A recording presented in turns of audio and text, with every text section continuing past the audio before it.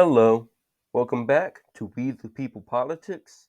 Today, we will be making a 2024 election prediction map between President Joe Biden and former President Donald Trump based only upon recent polls conducted throughout February and early March of this year. Like in my last prediction based upon polls, states that do not have any polls from February or March will be represented on the map by the most recent poll to come from that state.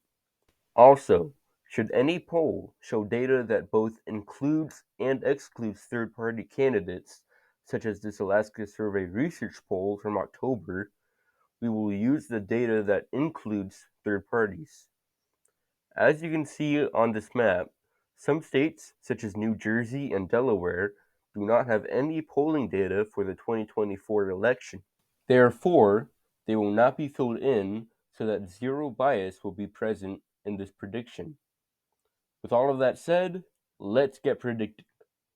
Before we predict each individual state, however, let's take a look at the national polls, where it goes back and forth between the two candidates, with Trump leading with an average of around 2 points and consistently leading Biden in polls containing third-party candidates.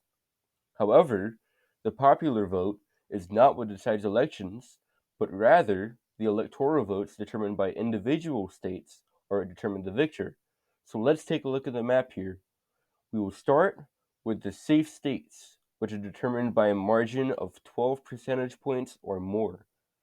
For President Biden, these states will be Washington, Oregon, California, Massachusetts, Rhode Island, Maryland, and Vermont, giving him 102 safe electoral votes. For former President Trump, these states will be Wyoming, Idaho, Montana, North Dakota, South Dakota, Nebraska at large, Kansas, Oklahoma, Iowa, Missouri, Arkansas, Louisiana, Mississippi, Alabama, Tennessee, Kentucky, Indiana, West Virginia, South Carolina, Maine's 2nd Congressional District, and Alaska, giving him 121 safe electoral votes. In Alaska, he is leading by 12% in a recent Data for Progress poll, up from 8 points in our last prediction, making it barely safe for Trump. As for the remaining states, we will go from west to east, starting with Nevada, where Trump is leading by an average of 8.5 percentage points, up from 7.5 points last month, meaning that it will be likely Trump. A likely state is determined anywhere in between 5 and 12 percentage points. In the state of Arizona, Trump leads by a 7.3 point average, up from last month's 6 points, meaning it will also be likely Trump. Moving up to Utah, we were surprised to see it go for Trump by only 10 points in last month's video. However, we now have new polls that show him up by only 8.5 points, making the usually safe Republican state only likely Trump. Moving over to the state of Colorado, Biden leads by 4.5 points, down from 7.5 last month, making the state go from likely Biden to lean Biden. A lean state is determined anywhere from 2 to 5 percentage points. It is unfortunate, but we still do not have any New Mexico polls since August, which was before Trump's polling surge in autumn, meaning Biden will maintain his 8 point lead, making New Mexico still likely Biden. In the great state of Texas, Trump leads by a 7.5 point average. It is not as big as his 9 point lead last month, but it is still big enough to be a likely margin. Moving way north to the state of Minnesota, Biden has doubled last month's lead from 3 to 6% above Trump, changing the very competitive state to likely Biden. Moving right to Wisconsin, Trump's previous lead of 3 points has increased to 4, making it lean in Trump's direction slightly more than last month. Illinois is a very similar story to New Mexico, as its most recent poll is from before the October 7th Hamas attack and Trump's subsequent polling surge. Since the poll has Biden at 10%, we will say that it is likely Biden. Moving up to Michigan, Trump leads Biden by an average of 4 points, replicating his lead from a month ago, making Michigan, like its neighbor Wisconsin, lean Trump. Moving over to the former swing state of Ohio, there have been 0 polls from February or March, so we will use a January Emerson College poll that has Trump up by 11 points, making it likely Trump. Way down in his home state of Florida, President Trump leads by 11 points in a December poll, making it what used to be the most crucial swing state likely Trump. Moving up to Georgia, Trump has maintained his 8-point lead in polls that include third parties, making the peach state likely Trump.